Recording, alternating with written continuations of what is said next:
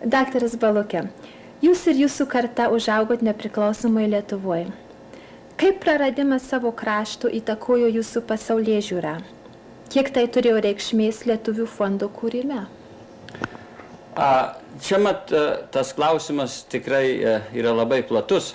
Galbūt gal reikėtų šiek tiek pratęsti, tą pažymėti, kad toji karta, kuri ir kūrė Lietuvių fondą, kaip ir aš buvau vienas iš tų kūrėjų, reiškia, mes daugumoje gimėme jau nepriklausomai Lietuvoje ir matėm tą Lietuvos, nepriklausomos Lietuvos gyvenimą, tą žydinčią Lietuvą.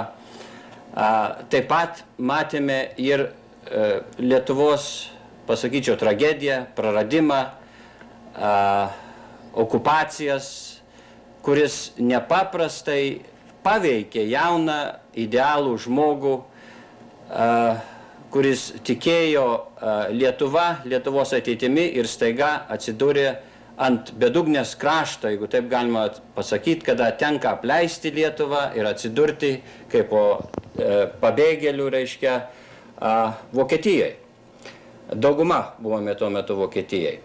Ir šitas momentas, reiškia, ypatingai paveikia jauno žmogaus vidų, sielą ir jis stengiasi ko nors padėti Lietuvai arba ateities Lietuvai, kuo mes visi tikime, kad Lietuva prisikels.